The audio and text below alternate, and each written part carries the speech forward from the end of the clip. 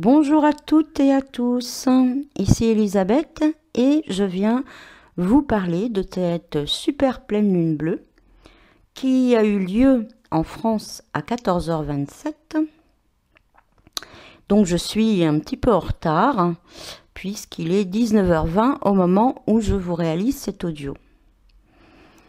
Alors peut-être comme vous, en tout cas pour moi, ça fait une semaine que je suis balayée par ces énergies, ce qui explique peut-être mon retard, et je suis encore imprégnée de toutes ces énergies. Je vais essayer d'être claire et de vous transmettre mon ressenti sur la base, bien sûr, du ciel astrologique, et puis à travers des images, et de tout, d'essayer de vous partager ce que je ressens personnellement, je vais bien dire personnellement, donc ça n'engage que moi. Mais ce qui est important, c'est comment ça peut réagir en vous, et donc dans ces cas-là, vous permettre d'identifier ce qui remonte à la surface, ou résonner en vous de la même façon. Donc ce que je dis n'est pas une vérité, n'est pas la vérité, c'est celle que je vis personnellement. Et justement, sur cet axe lunaire Lion-Verseau, c'est ce que nous invite à réaliser cette pleine lune, à oser notre unique et l'offrir à la communauté. Peu importe, et sans attente. Voilà, peu importe d'ailleurs ce qu'il en advient. Ce qui est important, c'est de partager. Et d'ailleurs, beaucoup le font, et c'est super parce que il y a un nombre important de vidéos, audio sur toutes les pleines lunes. Et je trouve cela formidable parce que ainsi, on peut trouver des affinités et confirmer ses ressentis ou ouvrir ses ressentis en fonction de chaque personne. C'est comme si, d'ailleurs, comme la Lune est un filtre qui reflète, et ici en pleine Lune, la pleine conscience du Soleil, à travers sa forme, à travers, vous allez le voir tout à l'heure, sa position par rapport à la Terre et par rapport au Soleil, bien sûr. Voilà, donc la Lune elle-même réalise ceci, c'est-à-dire que souvent on l'associe aux projections mentales et on la regarde dans un miroir. Quand on regarde la Lune, vous voyez qu'elle prend différentes formes en fonction du rayonnement, de sa position du rayonnement du Soleil. Là, elle est pleine, elle est ronde. Et c'est vraiment ce principe du féminin changeant et de cette connexion qui est en train de s'opérer en ce moment. Et voilà, comme une lune, je vous reflète dans le miroir la conscience qui me traverse. Et donc, souvent, la lune est associée à l'illusion. Et ce qui est important, c'est de voir qu'est-ce que cela crée en vous. Et voilà, de l'oser, pour ma part, dans l'authenticité et la spontanéité. Alors, qu'est-ce qu'elle nous dit, cette super pleine lune bleue? Alors, tout d'abord, vous voyez la photo, je vous ai mis tout un texte et... un texte, enfin voilà, il y a un événement important. Donc elle est super parce qu'elle est proche de la Terre, très proche de la Terre, et donc ça va augmenter. Alors, nous le savons, la forme de la Lune dans une certaine réalité ne change pas, et pourtant, parfois elle est en forme de croissant, parfois elle est pleine, et là, elle va paraître plus grosse, de 14%. Donc ce qui est important, voilà, c'est ce rayonnement. Et c'est pour ça qu'on l'appelle super. Et puis son rayonnement va être augmenté de 30%. Et bleu parce que c'est la deuxième pleine lune du mois, et donc on l'appelle bleu dans ces cas-là. Elle brillera par son absence en février, où il n'y aura pas de pleine lune. Alors une petite mention spéciale pour les lunes bleues, tout à fait personnelle. En 2012, fin août, une pleine lune bleue s'est présentée, et à l'époque, voilà, j'étais pas encore dans des rituels, mais j'ai joué à l'apprentie sorcière ou sourcière, et je me suis mise pieds nus, habillée de bleu, dans mon jardin, face à cette pleine lune bleue, pour jouer. Pour jouer, et en cherchant ce fameux rayonnement bleu que vous pouvez chercher, vous ne trouverez pas, puisque c'est un symbole, une symbolique qui n'a pas de rayonnement. Et pourtant, ce soir-là, étonnamment, puisque la lune nous reflète nos propres ressentis, en ce qui me concerne, je voyais bien ce halo bleu autour. Et on pourrait dire que c'était une lune violette pour moi, puisque ça correspondait au jour où j'ai appris que j'entrais dans la ménopause. Alors, petite mention, hein, ménopause, andropause ou adolescence, à ces deux moments de votre vie, il y a une montée de Kundalini tout à fait naturelle, qui est une énergie de vie. À l'adolescence, ce qui va créer voilà, une montée hormonale, et andropause, ménopause, je dirais une reprogrammation hormonale. Et c'est associé à une montée de Kundalini. Et peut-être pour cela, parce que j'étais face à une lune bleue, parce que j'ai fait un des premiers rituels de ma vie, que je me suis amusée à danser dans l'herbe, j'ai vécu quelque chose d'extraordinaire dans mon corps, voilà, que je ne peux pas définir, mais en tout cas suffisamment énorme, je dirais, pour le soir, enfin après le vécu de cette expérience, m'inscrire immédiatement, par synchronicité, au premier stage de Miranda Gray en France, et devenir mère lunaire. Et pour moi, ça a été un chemin du féminin sacré qui a commencé à ce moment-là. Donc, à chaque lune bleue, c'est un ancrage donc tout à fait personnel, mais que je vous partage. À chaque lune bleue, je suis en résonance profonde avec cette expérience qui a réveillé en moi, je dirais, la femme sauvage. Et me faire découvrir des énergies qui s'activaient en moi et que j'ignorais jusque-là. Et du coup, de vivre une ménopause, je dirais, transcendante. Voilà, donc ça c'est pour le petit partage personnel. Alors, elle est en éclipse lunaire, c'est-à-dire qu'il y a un alignement parfait entre la Terre au milieu, le Soleil et la Lune de chaque côté. Et cet alignement crée, à un moment donné, quand la Terre, la Lune va donc être ombragée, je dirais, par l'ombre de la Terre, hein, puisqu'elle s'interpose entre le Soleil et la Lune. Et à ce moment-là, donc on appelle ça une éclipse lunaire. Les rayons du Soleil vont être légèrement, déviés, je dirais, par l'atmosphère. Donc je ne suis pas astronome, donc c'est ce que j'en comprends. Ce qui va créer une lumière rougeâtre à ce moment-là, et c'est pour ça qu'on l'appelle lune de sang. Ce qui est important, et c'est pour ça que je vous ai mis cette image de la Kali, c'est que les éclipses lunaires sont associées à la Kali, cette déesse qui fait peur, hein, mais qui est ô combien nécessaire, qui incarne les crises, les nuits noires, mais qui recèle aussi en elle la Shakti. Alors on va en parler un petit peu plus loin puisque l'astéroïde Kali est conjoint Vénus-Soleil. Mais voilà, c'est ce côté éclipse Kali qui vient s'animer.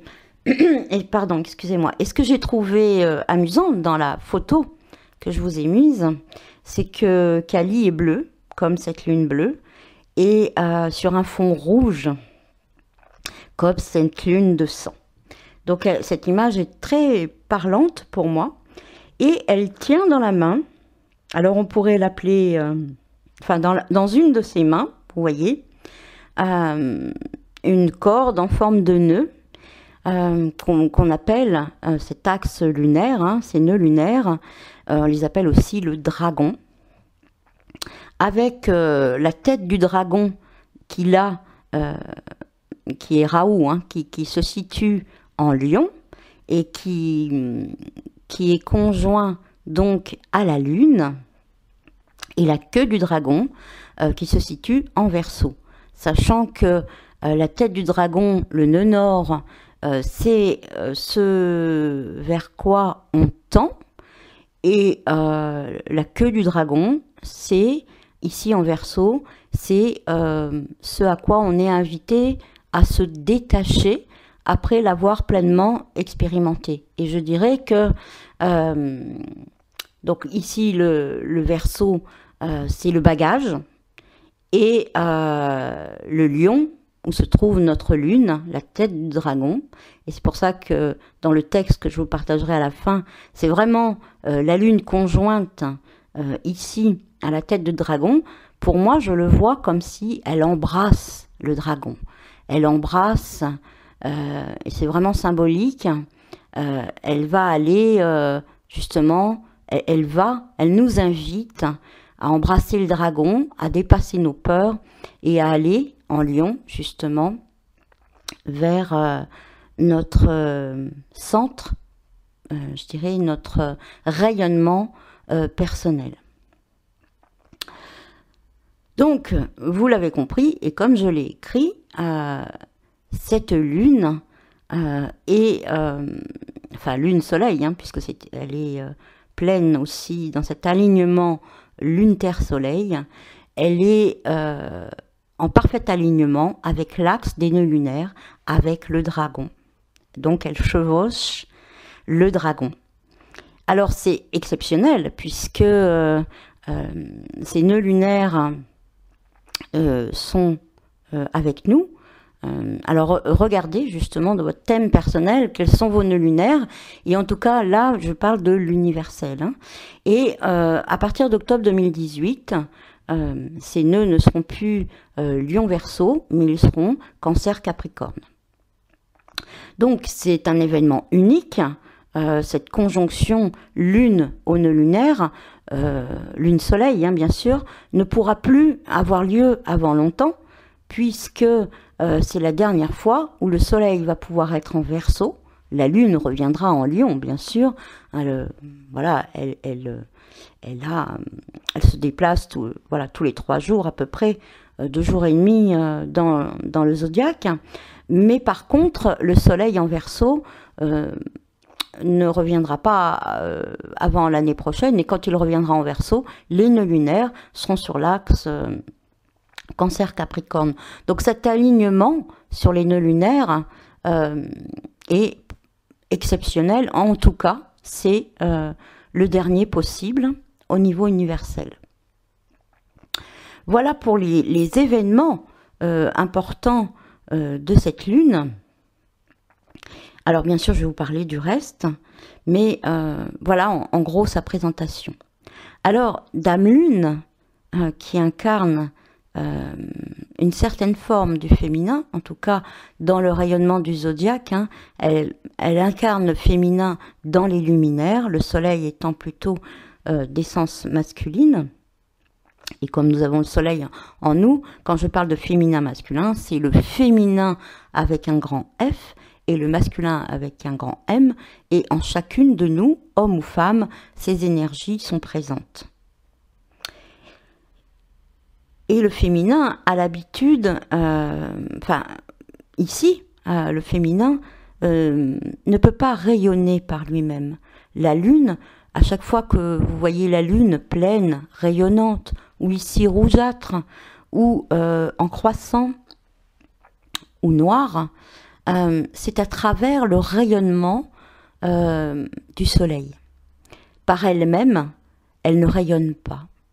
Alors comment une lune peut-elle se faire remarquer et insister sur sa présence? Par tous les événements que je viens de vous citer. Et puis ici, par exemple, l'ascendant est en Cancer. Et donc, puisque la lune est la maîtresse du Cancer, quand dans un ciel, l'ascendant va donner la planète dominante. Et c'est donc la lune ici qui va dominer le ciel de par cet ascendant Cancer.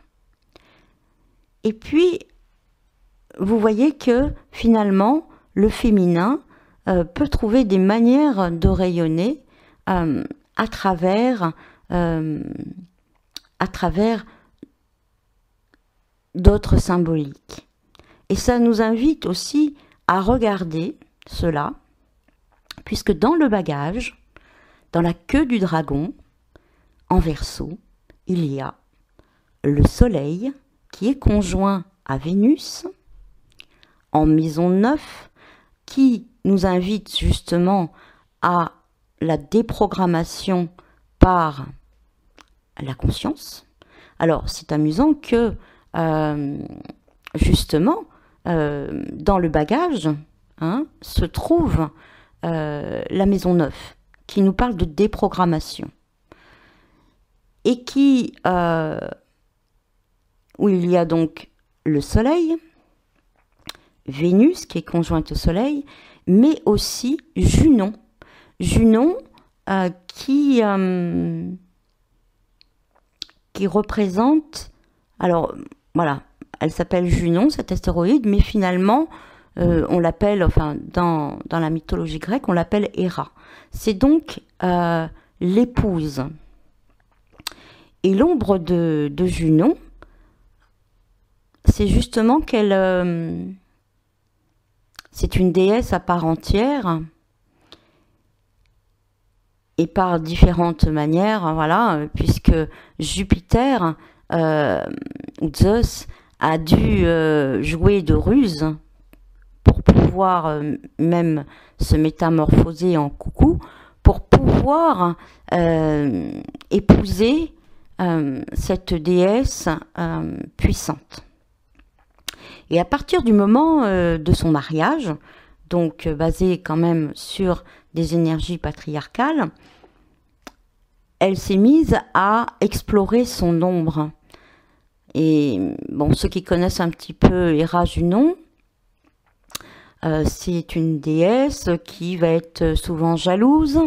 Bon, Jupiter l'aide pas trop puisqu'il est très infidèle, et qui va voir toutes les femmes comme des rivales, et qui va user de ruses pour surveiller Zeus, et qui va perdre ainsi, je dirais, quelque part de sa superbe, de sa divinité. Elle s'est perdue, là, à ce moment-là. Et par contre, Tirésias, un jour, vient et lui rappelle, alors je ne vous parle pas des circonstances, mais lui rappelle quand même qu'en elle, il y a cette puissance de la Shakti, puisque, en gros, Tirésias, qui avait expérimenté par son expérience à la fois le féminin et le masculin, puisqu'il avait séparé des serpents, et de ce fait-là, il a été transformé en femme pendant 7 ans. Et puis ensuite, suite à ce qu'il va énoncer là, il va être rendu aveugle par Héra. Ce que cela veut dire, c'est que Tirésias, qui est un grand devin, nous informe que nous pouvons explorer à la fois notre féminin, notre masculin, et que c'est de ce mariage que naîtra le troisième œil, puisque c'est à ce moment-là où il va devenir aveugle pour finalement devenir réellement voyant. Et parce qu'il a expérimenté dans son corps à la fois le féminin et le masculin, il est interrogé sur qui a, la femme ou de l'homme, donc d'Héra ou de Zeus, la plus grande puissance sexuelle. Et là, au malheur à Tirésias, il rappelle la Shakti à Héra en disant que les femmes jouissent 9 fois plus que les hommes. Et Héra, au lieu de s'en satisfaire, puisqu'elle ne veut pas assumer cette puissance en elle, va foudroyer, bon, c'est plutôt Zeus qui le fait, mais elle va punir Tirésias de sa vérité en le rendant aveugle. Qu'est-ce que ça veut dire? C'est que à ce moment-là, c'est la voie d'Héra, c'est qu'après avoir exploré ces ombres, en croyant que seule à travers Zeus, elle peut rayonner en tant que déesse et que reine, elle est invitée à retrouver sa puissance de vie tantrique, sa Shakti, où là, elle peut véritablement devenir complète et vivre un mariage, je dirais, vraiment divin avec Zeus. Alors, ce que ça nous rappelle, cette Junon conjointe est ici dans le nœud sud, donc dans le bagage, au soleil. On met pleine conscience, pleine lumière sur cette Junon et on est invité, Maison 9, à mettre de la conscience et à déprogrammer en nous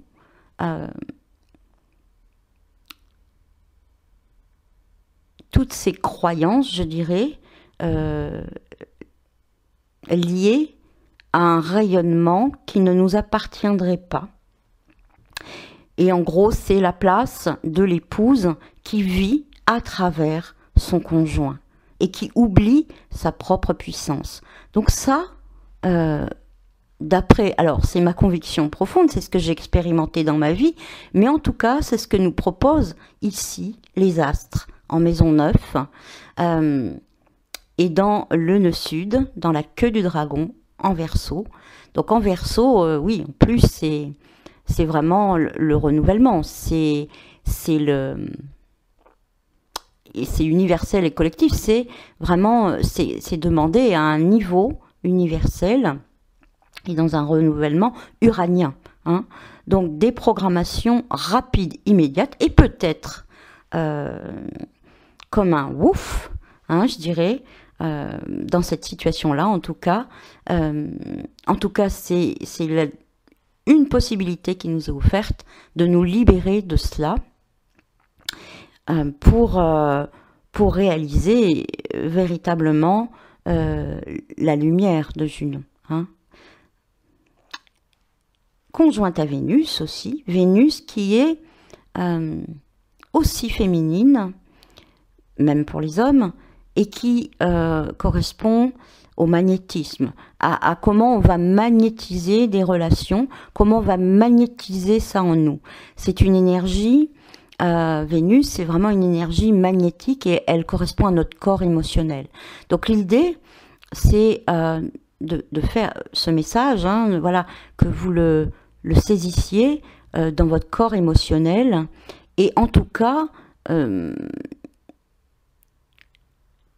les astres, par synchronicité, vont nous amener, vont nous magnétiser des événements, des rencontres, des prises de conscience, soleil, afin d'intégrer cela, vraiment, et avec une dynamique de libération de ce bagage qui pourrait éventuellement nous déconnecter de notre véritable voyage. Donc voilà, sur ce dragon, dans la queue, dans le bagage, dans le nœud lunaire sud, se trouve ce à quoi on peut ce dont on peut se détacher. Hein. Alors, je ne veux pas dire le mot doigt, mais ce à quoi on est invité, en tout cas que les énergies vont nous inviter à nous détacher. Alors, bien sûr, si, comme moi, par exemple, on vit cela dans une joie, mais moi, je le vis dans une joie parce que je l'ai déjà dépassé, ça. Mais au moment où ça s'est présenté à moi, où j'ai dû, dans mon propre cheminement, me libérer. Pardon, excusez-moi. Je vais peut-être boire un petit coup d'eau. Bon, ça va aller. Me libérer de ma Junon pour trouver ma Shakti. Me libérer de mes attentes par rapport au mariage, de mes attentes par rapport à un conjoint, de ce contrat patriarcal pour vivre enfin ma Vénus dans l'amour, bien sûr, ça s'est passé à travers un divorce. Donc, cette déprogrammation s'est vécue dans la Kali, vraiment qui préside, qui est là aussi, elle est conjointe la Kali. Donc Kali, Vénus, Junon, Soleil, tout ça en Verseau dans la queue du dragon. Donc, je l'ai vécu dans la Kali, et comme elle est là, ici, présente, à travers l'éclipse ou l'astéroïde Kali, conjointe ici dans ce nœud sud, ça ne veut pas dire que ça va se passer dans la joie et la légèreté. Ça peut, si justement, à travers ce partage, je peux raisonner et vous permettre d'être moins dans la résistance et donc moins dans la souffrance. Donc, bien sûr, ça peut se faire dans la légèreté ou la souffrance, parce qu'il y a de très grandes, en effet, résistances universelles à se libérer de cet idéal de l'épouse, de ces attentes de l'épouse, de la mariée, et à sortir de ce mariage extérieur pour réaliser notre véritable mariage intérieur, qui après nous permettra d'être complète et de partager librement avec un partenaire, simplement pas à cause ou pour satisfaire des besoins ou pour servir quelque chose, mais pour partager vraiment, juste pour le plaisir d'être ensemble. Voilà, et ça coïncide bien. Moi, je trouve que c'est une belle préparation, parce que je vous en parlerai dans un autre audio, mais là plus vidéo aussi, où justement, j'ai toujours en écoutant les astres,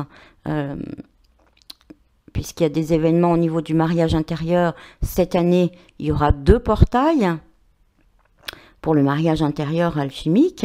Donc, j'ai décidé de faire un stage en présentiel pour activer ce mariage à l'intérieur de nous, qui est 14-16 avril. Voilà, donc j'en vais en reparler, mais finalement, puisque avec les femmes qui seront présentes et moi-même sur mon propre cheminement, je réactive ce mariage intérieur tous les ans, une promesse d'amour inconditionnel, donc sans condition, avec moi-même, où j'unis en moi le masculin, le féminin, qui remonte le long de ma verticalité pour s'unir, voyez le caducé, pour s'unir justement en haut et qui ouvre le 3e œil. Et donc, comme Tirésias, la clairvoyance, la claire-conscience, la clair-sentience et la complétude. Donc à ce moment-là, alors j'avais demandé à ne pas être dérangée, mais je vois que... Alors voilà, qui que ce soit, merci de refermer la porte. Je suis occupée, je ne peux répondre à personne. Je suis en train de réaliser un audio. Merci de refermer la porte. Bon, alors c'est pas possible, apparemment, voilà. Donc j'avais prévenu, j'avais demandé à mes enfants un petit moment de tranquillité, et je suis désolée parce que le message apparemment n'a pas été passé auprès de tout le monde, et je peux continuer cet audio et me recentrer.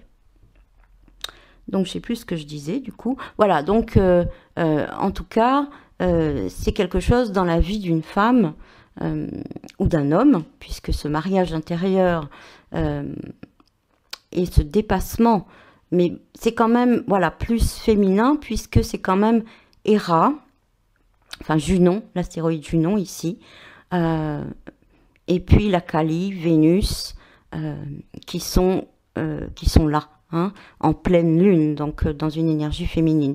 Donc les hommes, vous y retrouverez ce que vous avez à y retrouver pour mieux comprendre les femmes ou pour vous connecter à votre propre féminin intérieur. Mais voilà, pour moi, je le sens, et puis je ne peux le partager que dans ma vie et mon ressenti de femme. Donc en face, à la tête du dragon, conjointe en lion, le nœud nord donc, à la lune, mais aussi à Cérès, hein. Alors pour ceux à l'astéroïde Cérès, mais voilà, sinon c'est Déméter, hein, qui n'est pas la terre-mère, puisque c'est plutôt Rhea Gaïa, qui est justement la mère. Dans les mythes, elle représente la mère, la libération, enfin, par rapport à ses expériences, elle va apprendre à laisser partir l'enfant du nid et à sortir de son rôle de mère, qui a aussi des attentes. Et dans le mythe, donc c'est le moment où sa fille lui est arrachée et où elle va traverser une période difficile et où il n'y aura plus d'abondance sur la terre puisqu'elle sera en dépression, on va dire.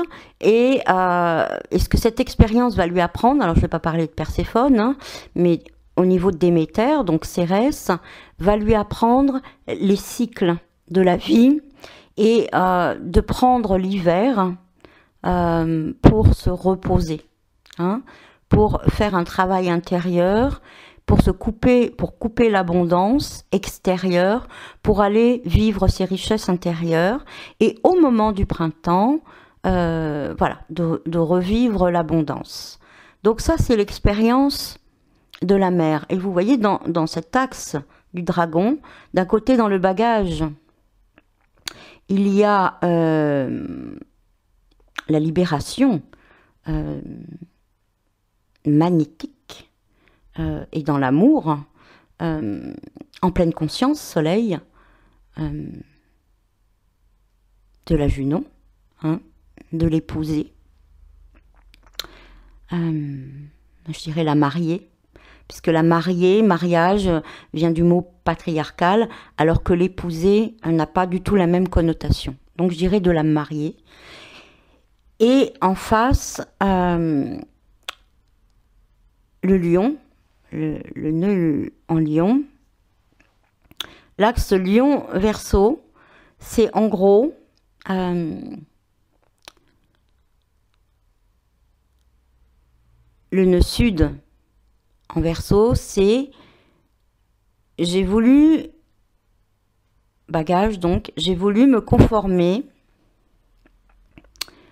à l'uniformité par rapport à la communauté qui peut être familiale, sociétale, peu importe.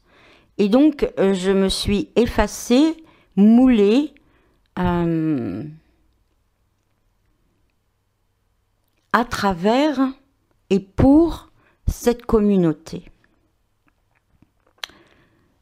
Et je vais en le nord vers le lion pour oser rayonner de mon propre centre, m'affranchir de cette communauté, entre guillemets, pour oser rayonner par moi-même. Et pas dans un sens égotique, qui serait plutôt briller dans ces cas-là, mais dans un sens essentiel, à partir de mon centre, qui serait plutôt rayonner. Et comme le soleil, puisque le soleil est le maître du lion, sans attente. C'est-à-dire que peu importe ce que j'offre à la communauté, peu importe, ce qui est important, c'est le rayonnement et la création qui passe à travers moi, sans tenir compte des retours ou des, voilà, des grâces, des attentes que je pourrais avoir, ce qui va me libérer de mes frustrations, de mes jugements personnels sur moi-même. Et donc, réellement, par ceci, alors je vais être obligée de me libérer la voix, excusez-moi, par ceci, pouvoir enfin revenir vers cette communauté. En gros, c'est sortir de l'uniformité pour par son centre de rayonnement personnel offrir à l'universel. Et c'est vraiment je dirais, c'est la solution du mythe de Narcisse qui, enfin, c'est ce qu'il en tirera d'ailleurs à la fin, en mourant à ses représentations. C'est vraiment ce passage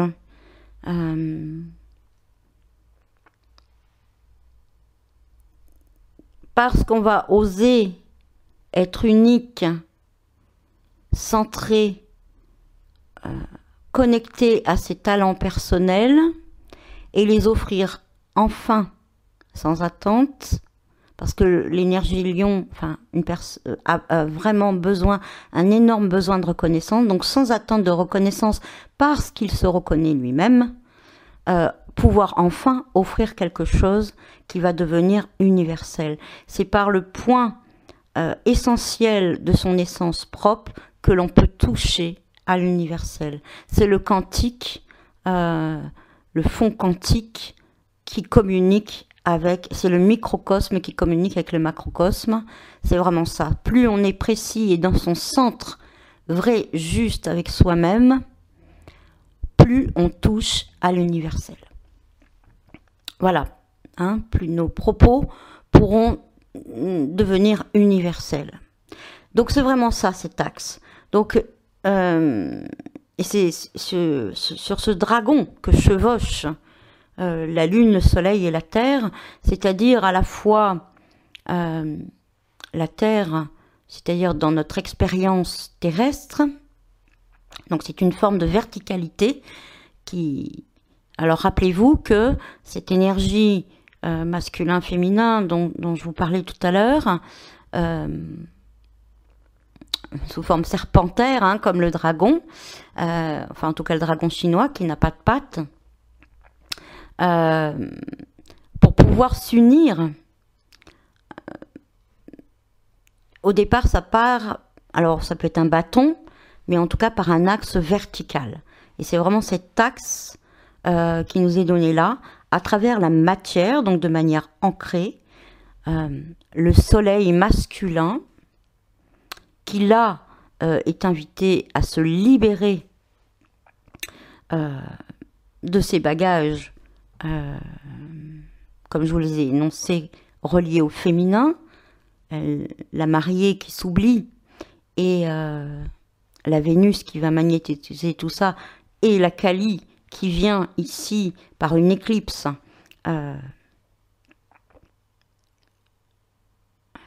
mettre le poids de toute cette transformation qui peut avoir lieu, peut-être qui va faire lâcher nos résistances. Et d'un autre côté, la Lune qui nous invite à... qui se marie, si vous voulez. D'un côté, vous avez le soleil masculin qui est marié avec Vénus, Junon et Kali, avec du féminin. Donc il y a déjà un mariage là d'un côté, sur un axe vertical qui passe par l'ancrage à la Terre. Et de l'autre côté, le lunaire féminin est connecté, embrasse la tête du dragon en lion, une énergie solaire. C'est vraiment le masculin, et c'est là où on peut trouver cette définition, où tout masculin dans son évolution tend vers le lunaire, et tout féminin dans son évolution tend vers le solaire, c'est-à-dire vers son complément qui est en lui. Et donc cette lune, voilà, elle nous invite à la viser, que je vise la lune, et même si je ne peux pas la décrocher, j'en découvrirai, j'atterrirai au milieu des étoiles. Et vraiment, cet axe, quand je parle de chevaucher le dragon, c'est vraiment une verticalité qui va nous aider ensuite, où le féminin devient solaire, et donc c'est ce que j'appelle la femme debout, dans sa verticalité, parce qu'il ne faut pas oublier que c'est quand même dans le féminin où l'axe solaire entre pour réaliser le soleil intérieur, donc qu'on appelle sous différents noms, Christ, enfin, l'enfant de lumière, Horus, etc. Donc la femme, le féminin, tant qu'il n'a pas cette verticalité en lui, cette transcendance, son immanence, ses qualités, donc en lion unique pour chacune, ne pourront pas auront des difficultés à oser se manifester pleinement, sans avoir besoin de compléments qui nous donnent l'aval, qui nous rassurent, ni besoin de reconnaissance, juste, et c'est peut-être là que la lune nous montre à travers le lion comment elle peut rayonner, même si c'est à travers les rayons du soleil, comment elle peut rayonner, transformer ces rayons qui vont devenir rouges ici, et qui sont solaires par cette énergie lion. Voilà, je ne sais pas si j'aurais réussi à transmettre ce que je voulais transmettre, mais en tout cas, c'est ce à quoi je vous invite. Enfin, ce que je ressens profondément en moi et qui nous parle. Donc d'un côté, oui, et donc cette mère, hein, Cérès, qui est conjointe à la lune, nous rappelle aussi dans le côté féminin, puisqu'on tend vers elle, comme Déméter, comment dans la mère, on peut devenir une mère pour nous-mêmes, et tout en étant mère, de sortir de cette mère sacrificielle pour nous accorder dans l'abondance, comme Déméter, Cérès, ici conjointe à la lune, des moments, et c'est en ce moment, hein, d'ailleurs, la saison de l'hiver, où la richesse et l'introspection se fait dans notre terre pour ensuite la libérer au printemps. Hein, voilà. Donc, vraiment, les rôles sociétaux, ici, ou spirituels, hein, saisis au niveau archétypal dans un autre sens, dans un sens hors nœud sud, verseau, hors des croyances de la communauté, de rencontrer nous-mêmes ces archétypes, mère, épouse, enfin mariée, féminin, après les avoir explorés dans notre centre, la Terre, ici, de pouvoir renouer à vraiment à l'essence de l'épouse et l'essence de la mère, en dehors de jouer un rôle ou de servir à quelque chose. Hein, en gros, ce que l'on peut rayonner en lion ne sert à rien. Il n'y a pas d'utilité souhaitée. C'est juste quelque chose qui nous traverse, chacun selon ses talents et ses ressources personnelles qui vont se réveiller à ce moment-là, sans attente. c'est vraiment laisser la vie, le rayonnement de la conscience passer à travers nous dans cette énergie lion. Hein, voilà. Voilà pour les lions. Alors, pourquoi j'insiste aussi là-dessus? Puisque c'est donc autant la queue du dragon se trouve en maison 9, donc la déprogrammation, dans la conscience, dans la pleine conscience, on va dire, autant la lune, elle, se trouve en maison 3. Donc la pleine expression de soi et la rencontre, ce qu'on appelle des premières projections. Justement, hein, celle dont je vous ai parlé, hein, l'apprentissage hein, à travers l'expérience. Mais quand même, c'est quand même l'expression de soi, puis éventuellement du soi. C'est cette expérience qui nous est montrée par la Lune, qui se trouve dans cette fameuse maison 3 de l'expression de soi. Voilà, qu'est-ce que j'ai d'autre à vous dire sur cette Lune? Alors, je regarde qui est mis en lumière, quels sont les autres astres qui viennent ici. Alors, je vous parlerai de Chiron. Alors, il y a un quinconce entre la Lune et Neptune. Et Neptune se trouve en maison 10, c'est-à-dire la maison de l'accomplissement. Donc vous voyez qu'à travers ce chevauchement du dragon, tel que je vous l'ai énoncé, à travers ce rayonnement personnel qui peut devenir universel, cela communique avec la maison 10 qui est l'accomplissement.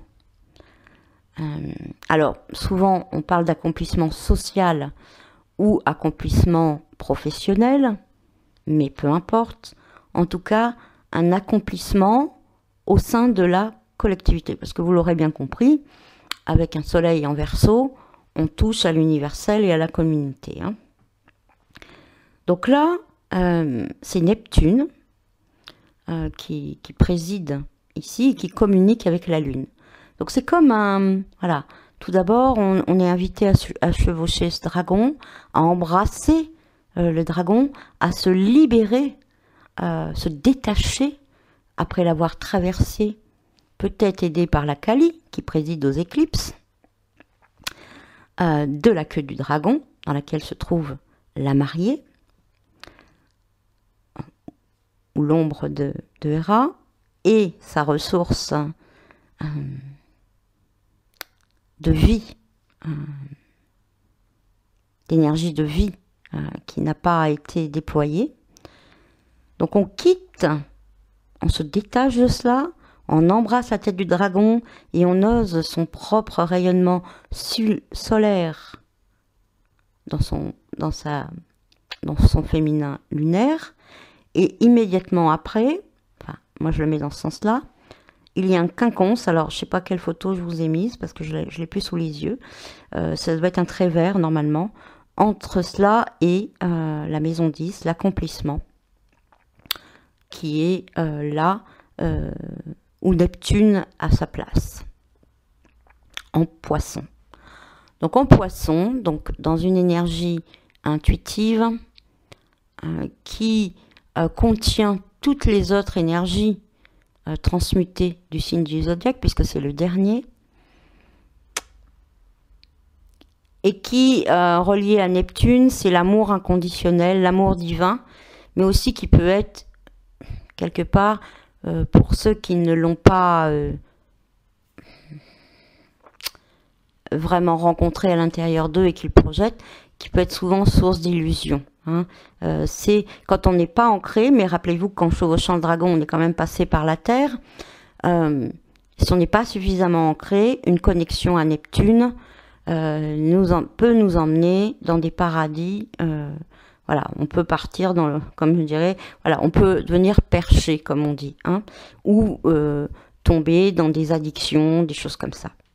Ça, c'est la traversée de Neptune. Mais Neptune, n'oublions pas, c'est Poséidon, c'est c'est la profondeur quand même, hein. Donc c'est ça qui est amusant, parce que c'est si bien fait, si bien, ces images elles sont si parlantes. Moi j'ai ma lune conjointe à Neptune, donc je connais bien, hein, l'énergie neptunienne, et je l'ai traversée au départ dans ce côté un peu voilà, un peu flou, un peu illusoire, parce que j'étais pas encore ancrée dans mes profondeurs, et j'ai trouvé mes profondeurs, bon, grâce à l'alchimie, en explorant mes ombres. Mais voilà, n'oublions pas que Poséidon, c'est pas la mer calme, hein, qui, elle, peut être source justement de cette fameuse mer cosmique, emplie d'amour, puisque autour de vous, hein, même si vous n'y êtes pas connecté, c'est de l'amour pur. La vie, c'est de l'amour pur. Sans amour, on est mort, on ne vit pas, hein, voilà. Mais là, j'en parlerai un petit peu plus quand je vais présenter le stage. Et donc,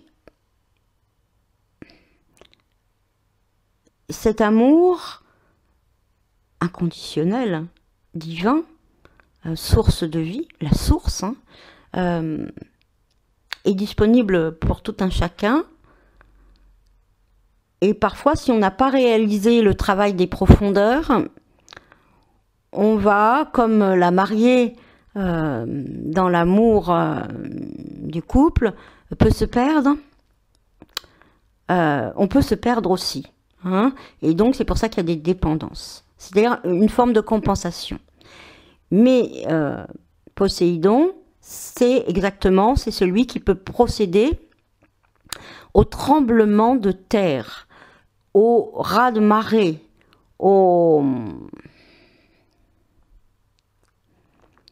à ce qui anime cette mer cosmique de l'amour divin.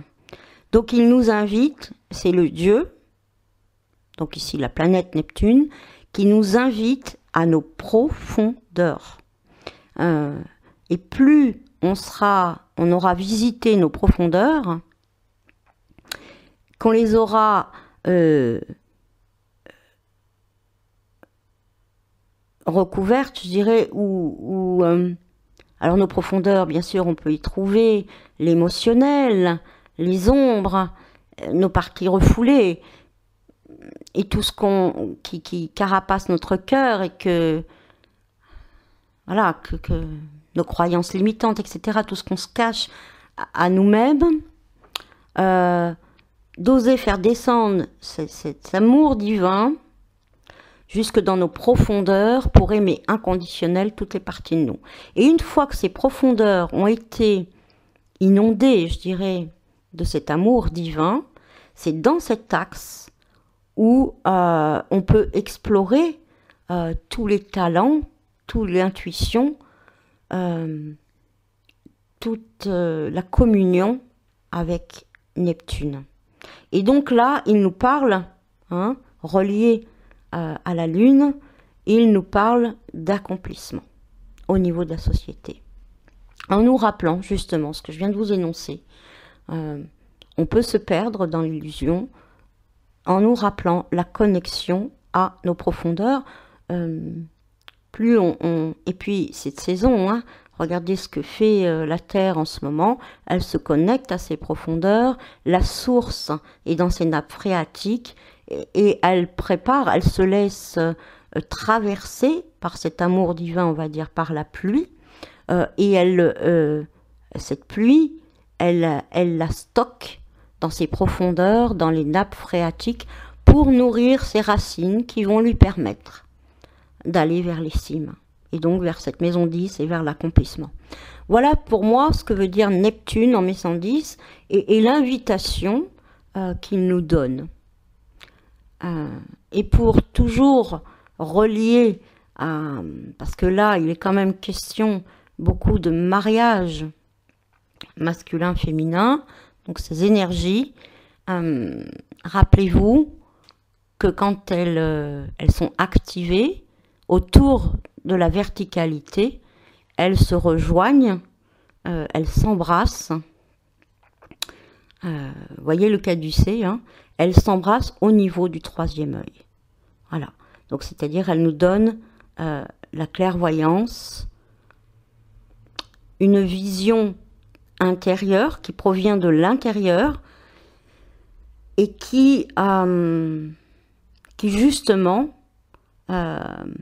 nous aide à sortir, à utiliser les énergies de Neptune, de l'amour divin, de l'intuition, ici Poisson, à partir de nos profondeurs.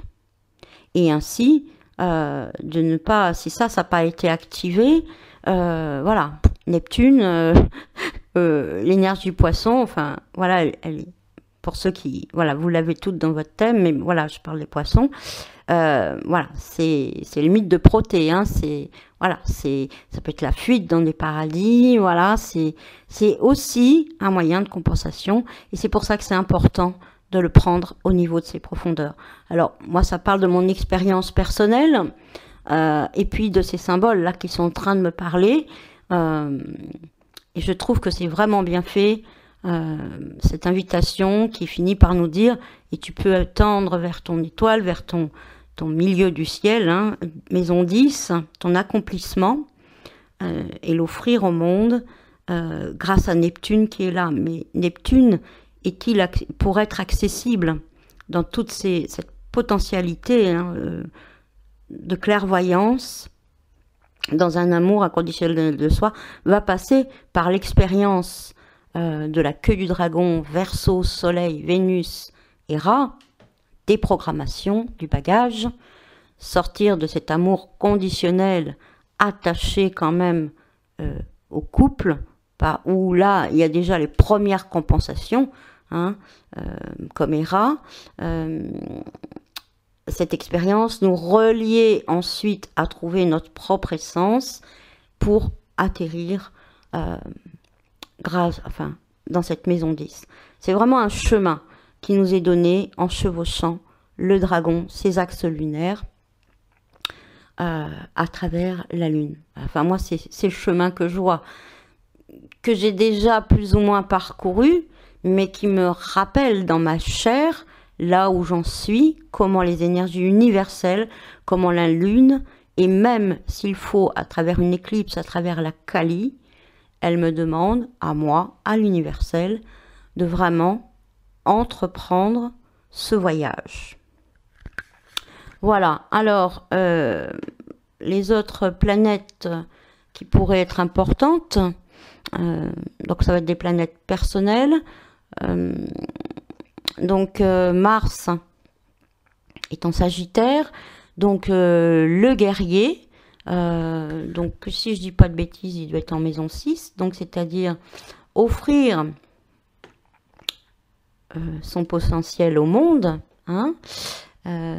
Oui, il est bien en maison 6, je crois, voilà, c'est ça, hein. En Sagittaire. Donc le Mars en Sagittaire, c'est le guerrier de la quête, animé par une quête. Une quête, alors le Sagittaire, c'est le gourou, hein, quelque part, hein, aussi, hein, je dirais, enfin c'est Jupiter. Le Jupiter, il est appelé gourou aussi, hein, G-U-R-U, le maître. Et donc là, il est, donc je vous parle de lui en vous parlant de Mars, parce qu'il y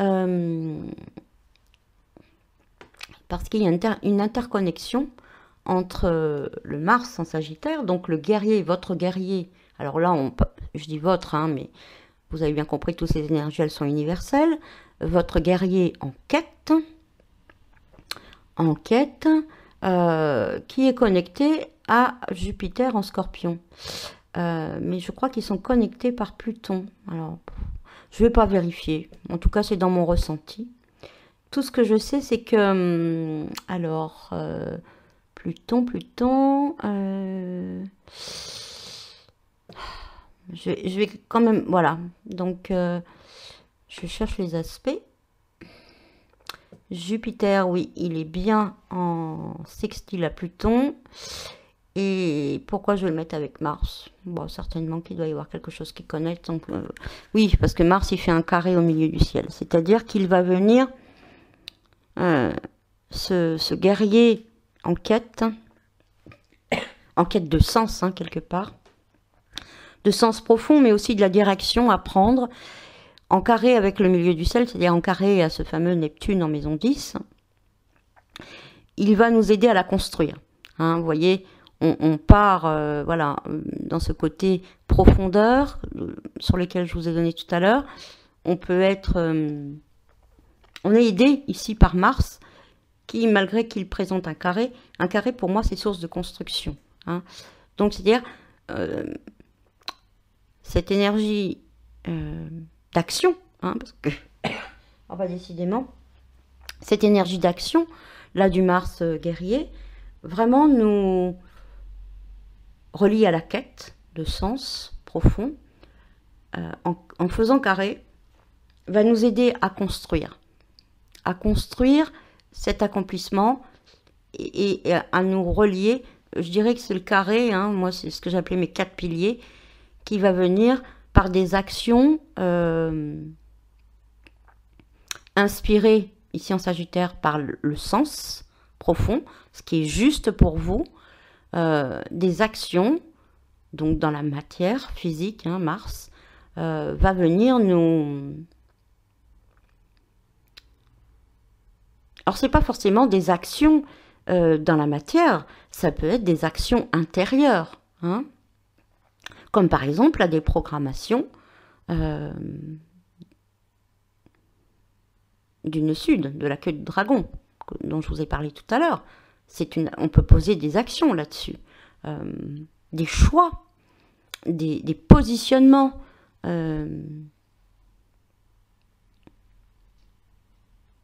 Oui, c'est vraiment ça. Et qui vont nous aider à construire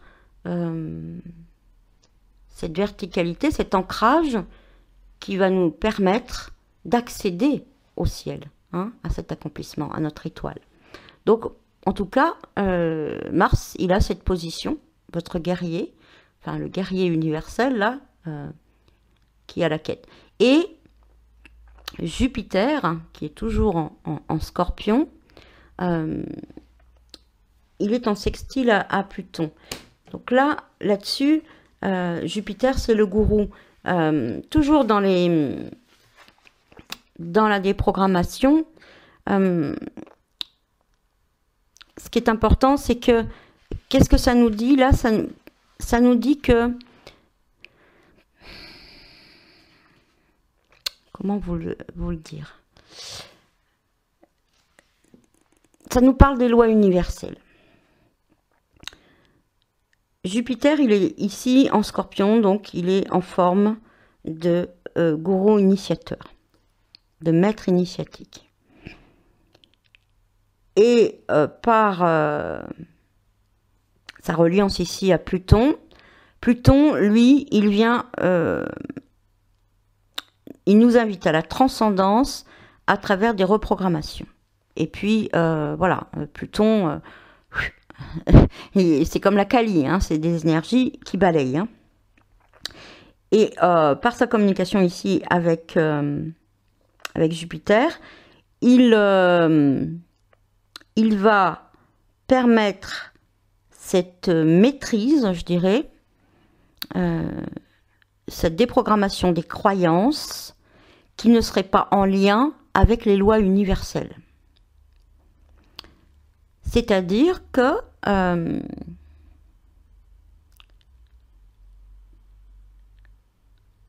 vous allez être enseigné par rapport à tout ce que j'ai dit précédemment, initié, je dirais, par rapport à Jupiter. En tout cas, l'énergie plutonienne régit la volonté divine, c'est-à-dire les lois universelles. Hein, donc, c'est des lois, voilà, je ne vais pas vous les énoncer ici, elles sont quand même maintenant plus ou moins connues. Il y a des lois, hein, des lois de résonance, des lois de manifestation, des lois de miroir, voilà, il y a un fonctionnement bien précis au niveau des lois universelles. Et ce qui peut nous empêcher d'activer, après avoir chevauché le dragon, et de viser l'accomplissement à travers Neptune, ce qui pourrait nous empêcher, ça serait de nourrir encore des croyances qui nous couperaient de la pleine réalisation des lois universelles à travers nous. C'est-à-dire, en gros, on ne joue pas le jeu de la vie. Voilà. Donc, si on ne joue pas le jeu de la vie, là, Pluton, il vient, par sa reliance à Jupiter, il va venir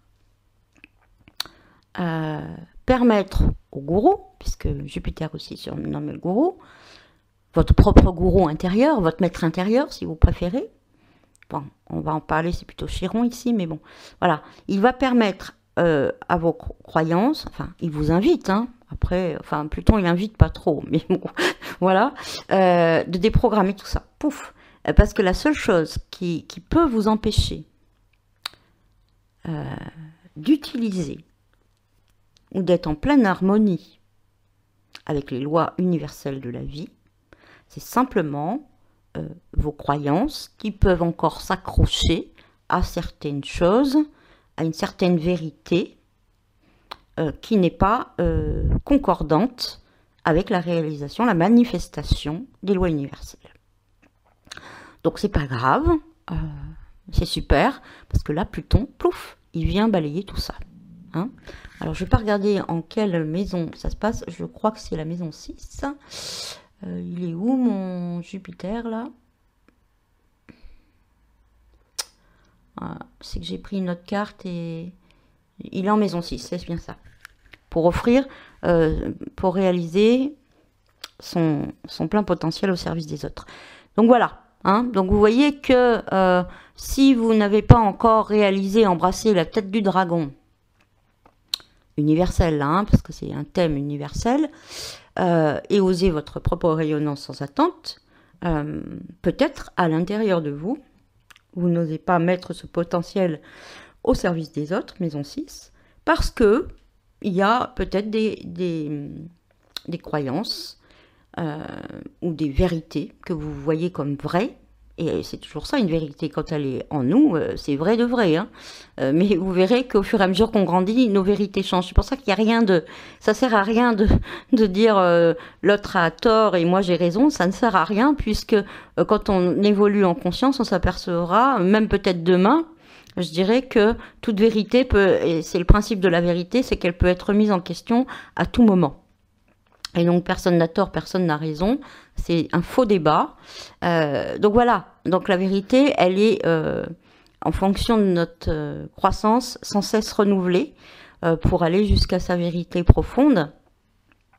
Et donc là, vous allez être aidé par Pluton. Alors, bien sûr, moi j'adore ça, hein, quand des vérités en moi s'écroulent, des croyances en moi s'écroulent, pour qu'une autre vérité plus grande et plus en harmonie avec les lois universelles vienne me transcender. J'adore ça, parce que je suis sortie un petit peu de ce moule. Mais la première fois que ça m'est arrivé, quand mes vérités auxquelles je m'accrochais, hein, et là c'était vraiment des énergies plutoniennes, hein, puisque voilà, c'était en 2008, Vouf sont venus, on va dire, s'éclater. Oula, ça n'a pas été facile à l'intérieur de moi. Donc moi, je vous le présente d'une manière sympa, parce que je sais que c'est pas facile, mais que de l'autre côté, maintenant, voilà, à chaque fois qu'une vérité en moi, comme une monarchie absolue, vient être détrônée pour me présenter une autre vérité plus grande et plus en harmonie avec l'être que je suis, wow, je fais waouh! Et je suis prête à remettre en question toutes mes vérités de la veille, de la seconde précédente, si un événement, une résonance particulière, vient remettre ça en question. Donc c'est une gymnastique, c'est ça justement, ce jeu avec la vie plein et entier. Mais tout dépend où vous en êtes. Si vous êtes encore accroché à « c'est comme ça et pas autrement, je vais avoir raison », et l'autre a tort, ou la société a tort, ou je sais pas quoi, si vous êtes encore là, Voilà, ça peut être un peu difficile, mais bon, Pluton, il éclate de l'intérieur, donc voilà. C'est comme la Kali, on arrache le pansement d'un bon coup et ça fait mal sur le coup, mais c'est vite passé. Voilà, c'est comme un accouchement. Hein, voilà. Ensuite, la douleur passagère est complètement voilà, emplie d'une plénitude à tel point que on est prête à recommencer plein de fois. Enfin, en ce qui me concerne, au moins 4 fois. Voilà. Donc, une autre chose que je pourrais vous dire, c'est que, bon, je crois que je vous en ai dit assez, hein, mais Pluton, moi, je l'avais vu plutôt là. Alors, ce qui est remarqué au niveau des énergies en Capricorne, quand même. Donc,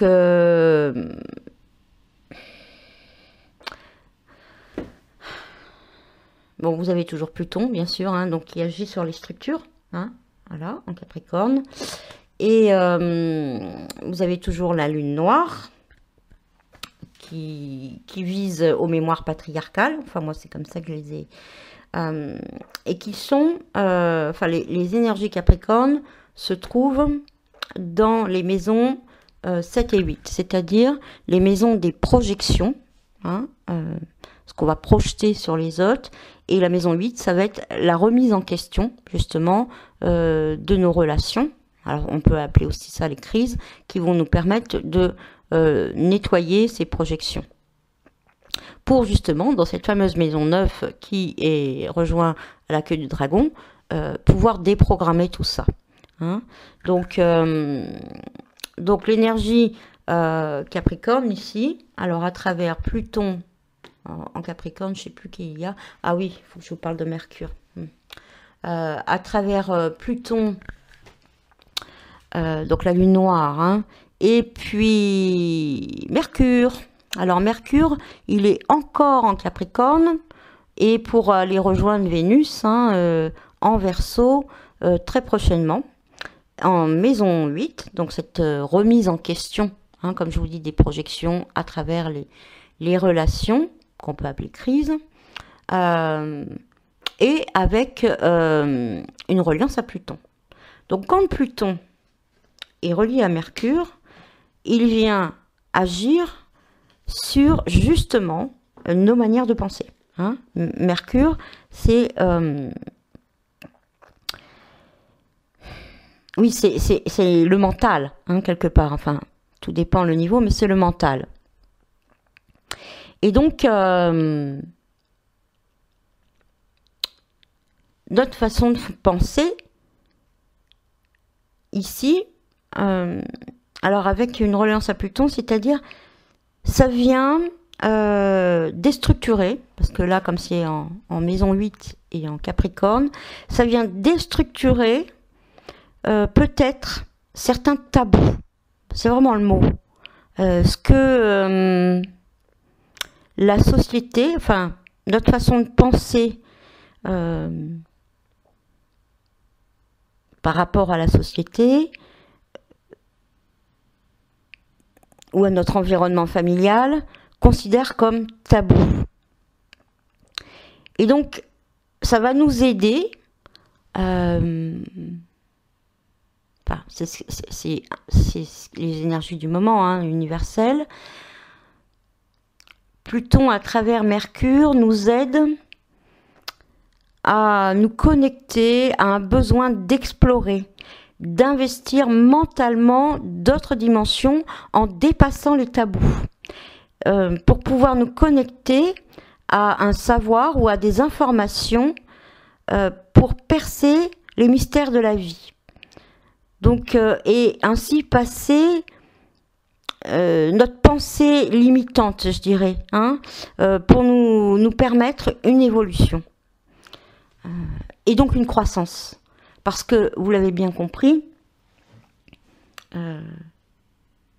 notre système de pensée, lui aussi, a besoin d'évoluer.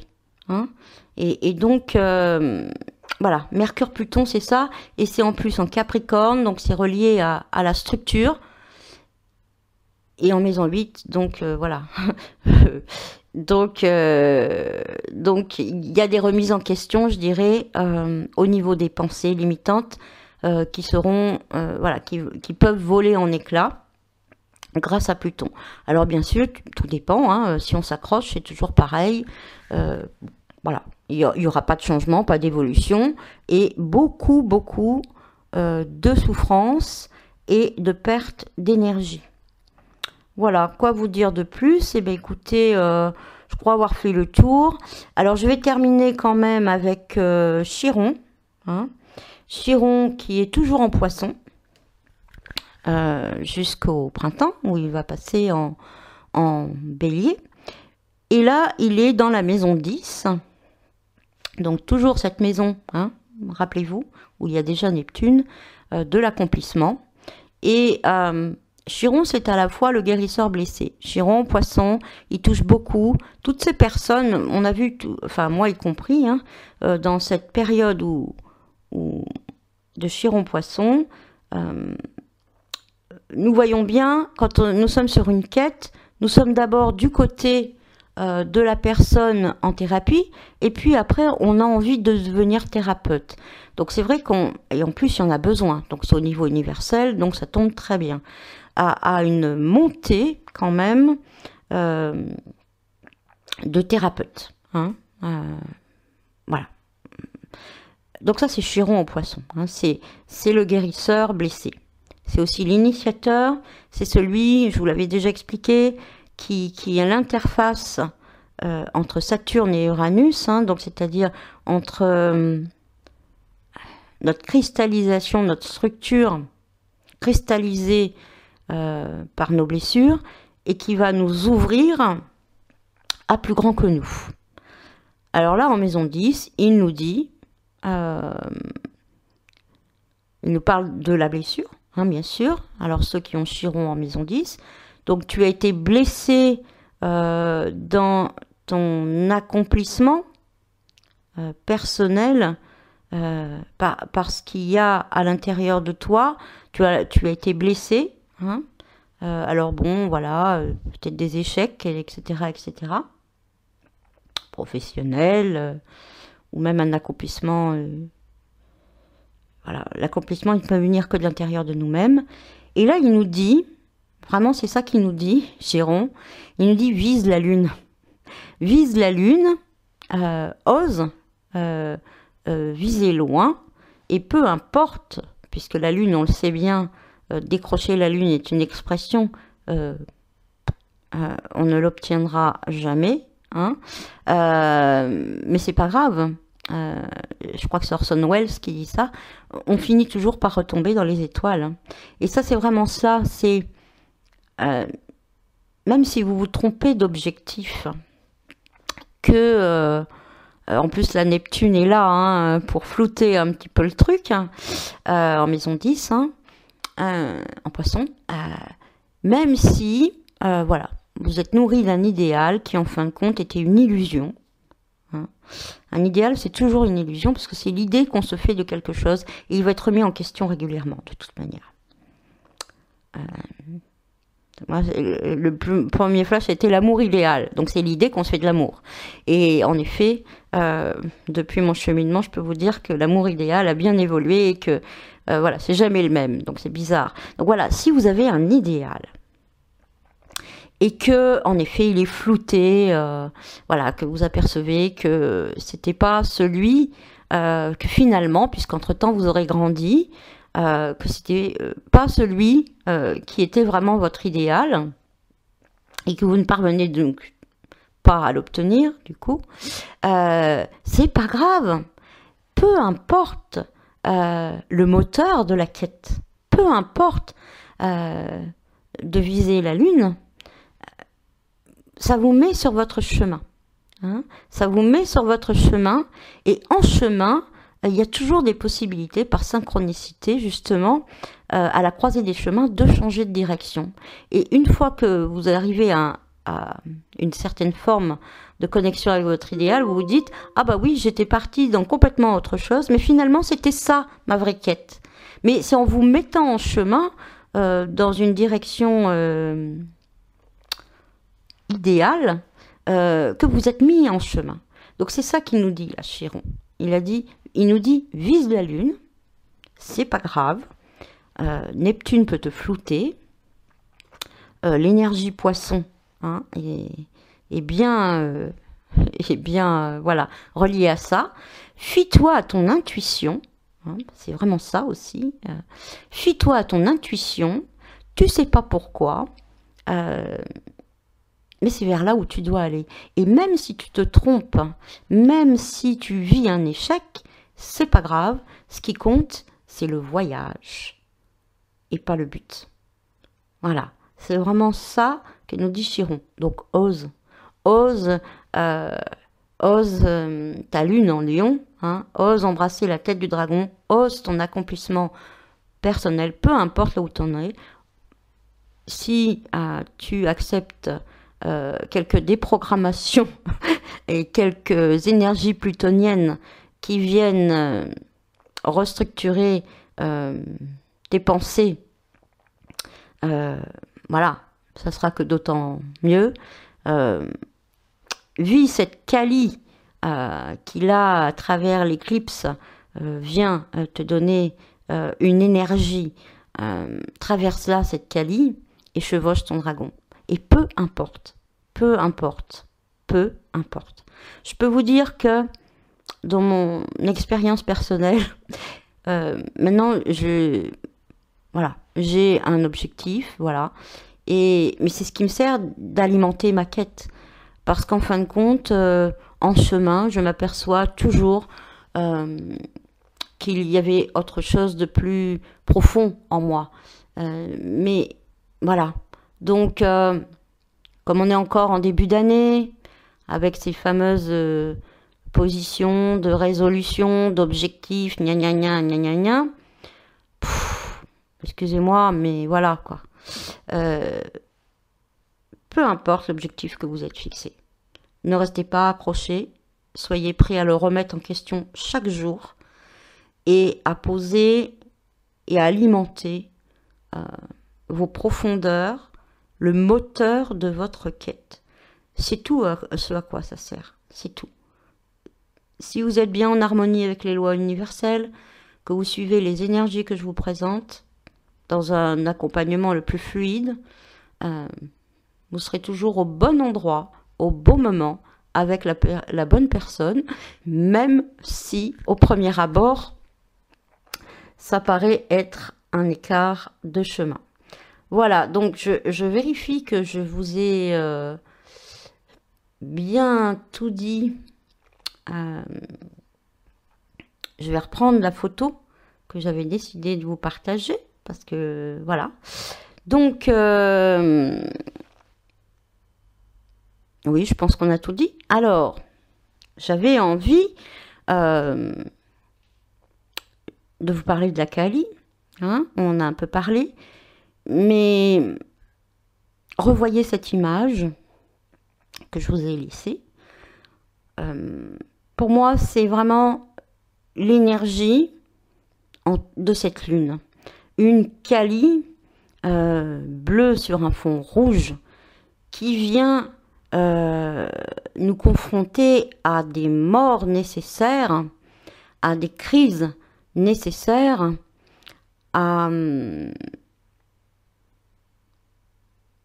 qui tient dans sa main d'un côté les nœuds, hein, le nœud lunaire, le dragon, et dans l'autre, alors bon, là je vais pas en dire plus, mais l'épée de lumière et qui, enfin, en forme de faux, hein, parce que la véritable épée de lumière, c'est celle qui tranche, hein, c'est l'épée de Michael.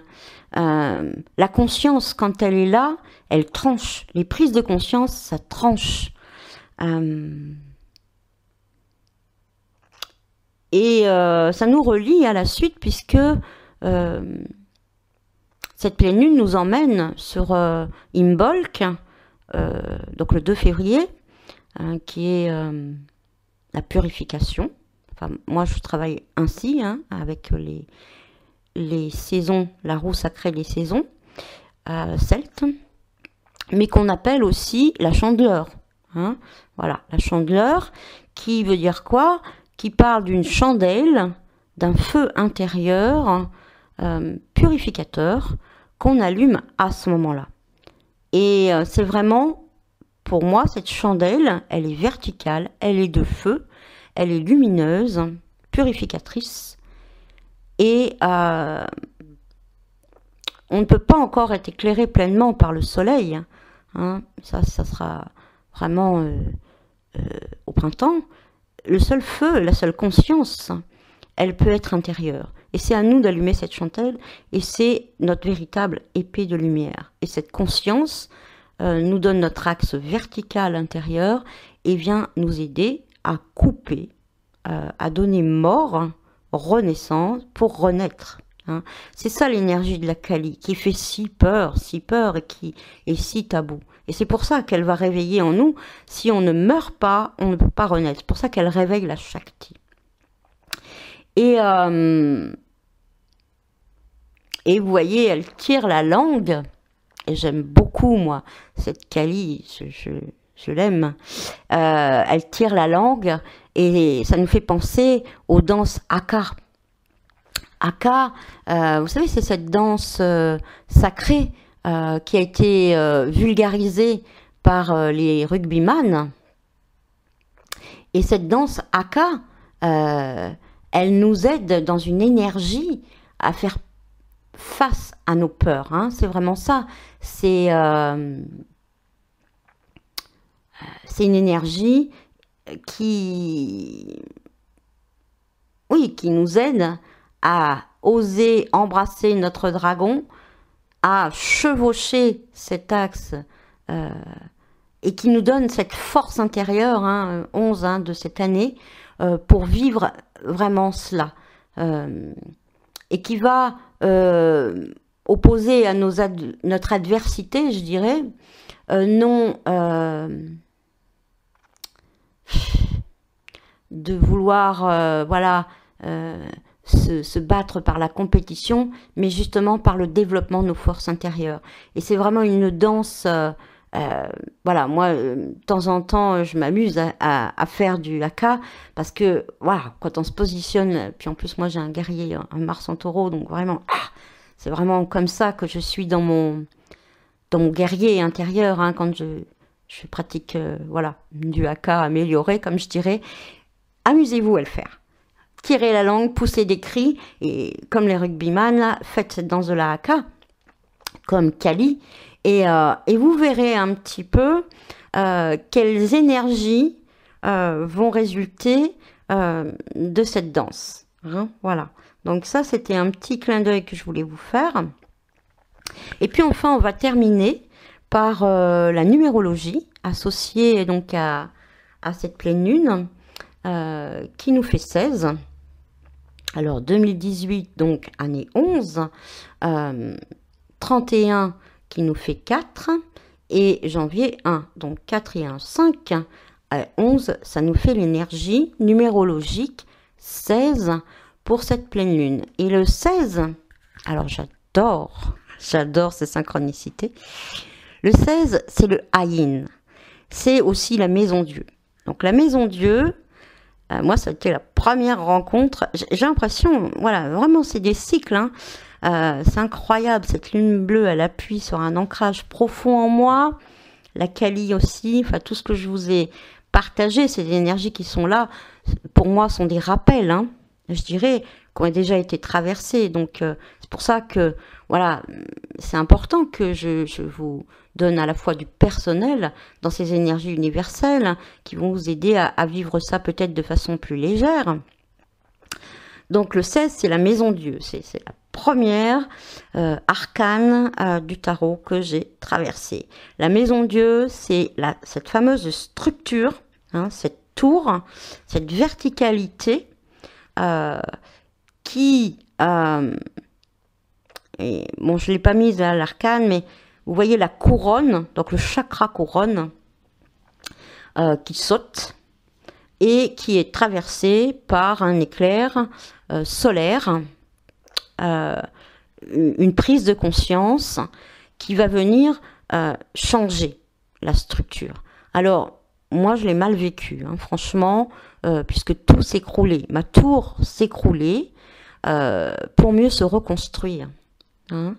Et justement, je ne l'ai pas là sous les yeux, mais de mémoire, il y a des petits deniers qui tombent, et je crois, de mémoire, qu'ils doivent être rouges, comme cette lune de sang, en éclipse lunaire, bleu, comme cette lune bleue, et blanc. Je crois, de mémoire, hein, je ne sais plus quelle couleur il y a, en tout cas je sais qu'il y a du rouge et du bleu.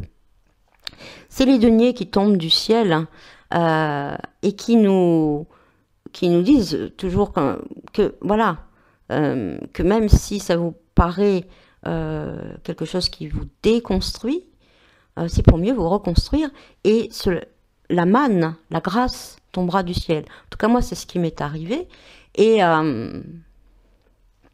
c'est un passage. C'est ça l'énergie du 16.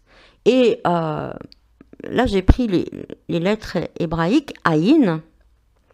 Aïn, c'est l'œil de Dieu. Hein. Et j'aime beaucoup, voilà, cette synchronicité parce que vraiment, alors cette lettre, elle ressemble un petit peu au Y. Et l'Y, c'est le symbole de l'androgyne. C'est celui qui marie le féminin, le masculin, dans sa verticalité. Hein, vous voyez, ça fait 2 branches et sur un axe vertical.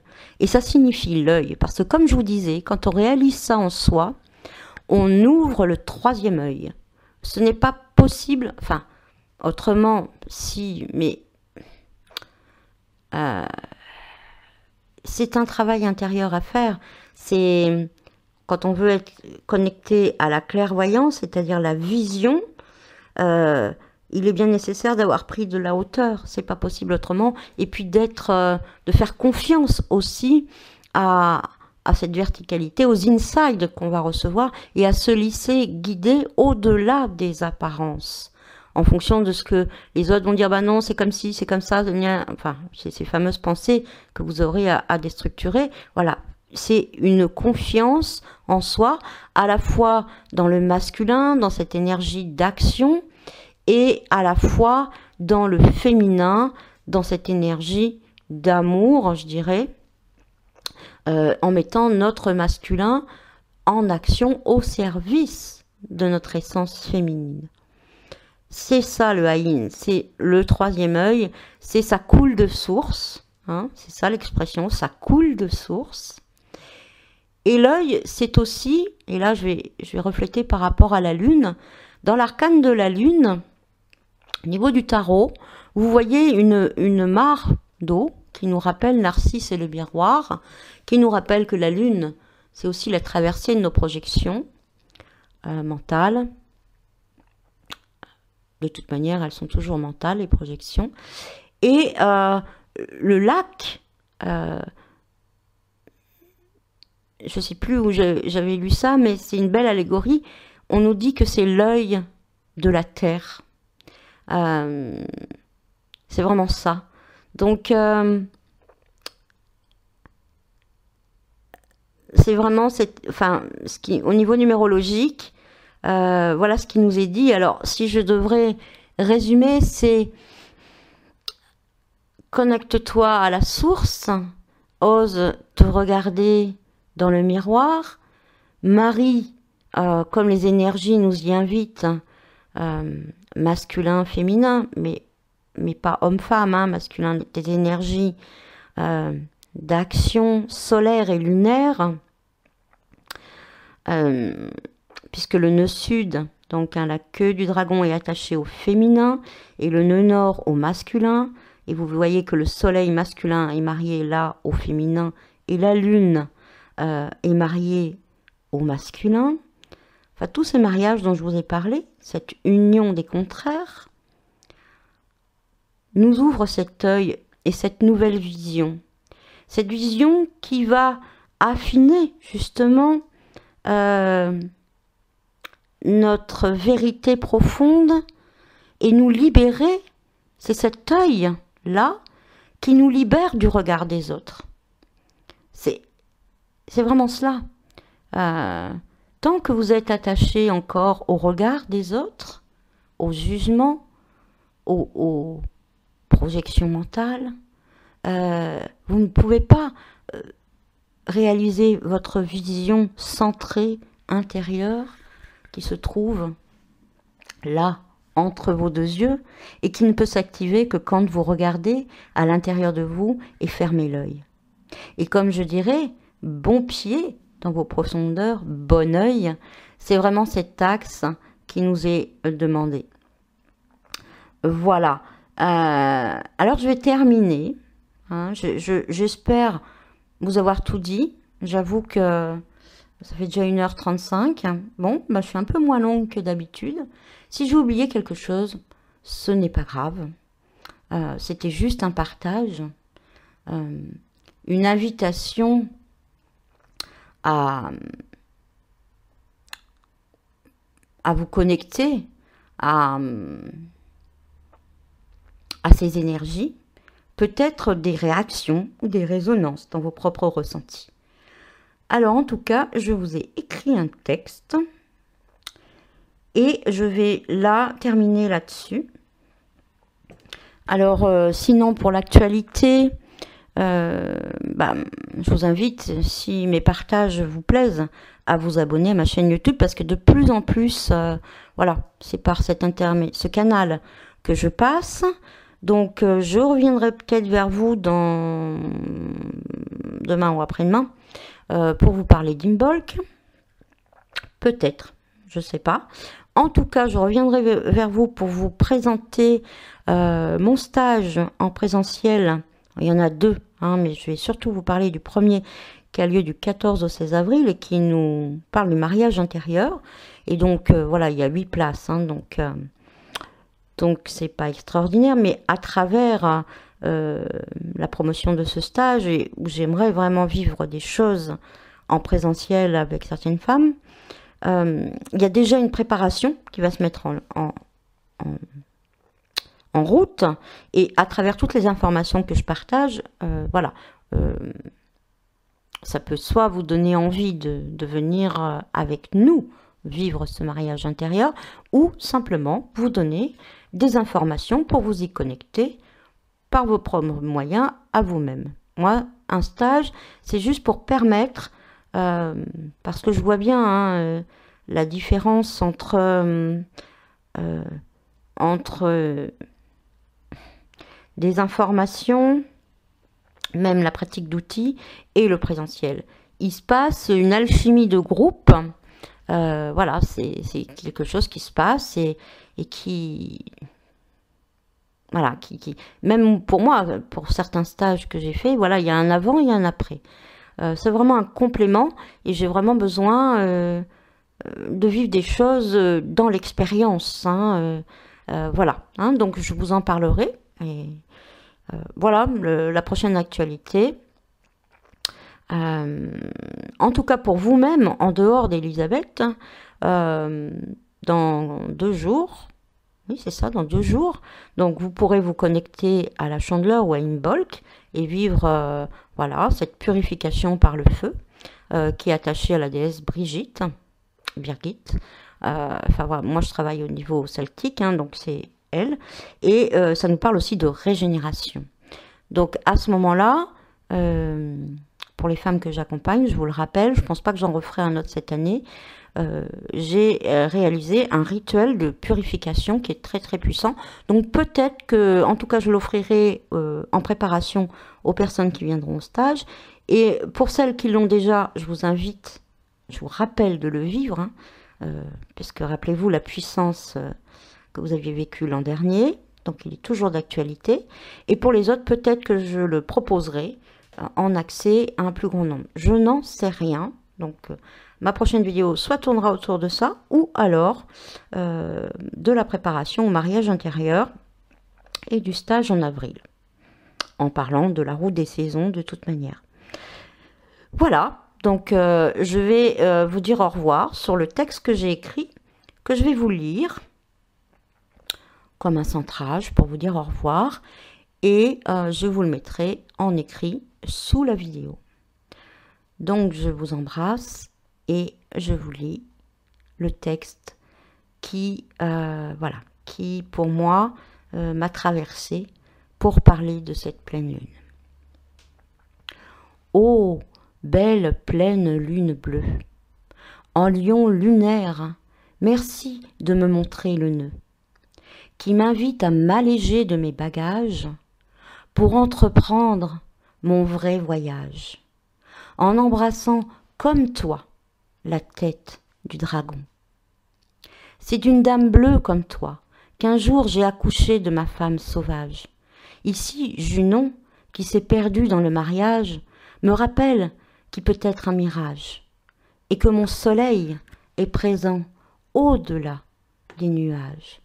Ô lune rouge de sang, éclipse de Kali, la nuit noire, qui de ses ravages nous aide au-delà de la peur à trouver la sage.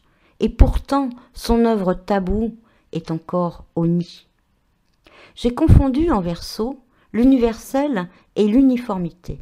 Et par toi, qui me rappelle mon unique et mon unicité, je peux oser ma force unie en lion au service de la communauté. Le soleil, en œuf, m'invite de toute attente des autres de me déprogrammer. C'est bien toi, lune, qu'il faut viser, et même si je ne peux te décrocher, par mes échecs je grandis et rayonne enfin mon étoile, ma star. Oui, lune en trois, tu m'invites à oser exprimer toutes de moi tes parts. Les parts, pardon. Le féminin lunaire a bien ici des façons de se dévoiler. Dans cet alignement lune, terre, soleil, tu trouves ta verticalité. En t'approchant tout à la fois au plus près de la terre, tu deviens alors superlune, grosse, de la plénitude de la mer. De la matière, terre, qui se met ici entre toi et le soleil. Oui, terre, en faisant obstacle, te montre une lumière cachée, celle de l'ombre. Complice ainsi de ta Kali, rouge sang, de l'éclipse, tu te réveilles. Ta Shakti, qui est encore emprisonnée dans ta Junon, est révélée par Kali la sombre. C'est ainsi que tu nous prépares au véritable mariage dans la matière. Ainsi, terre entre lune et soleil, tu maries en toi l'ombre et la lumière.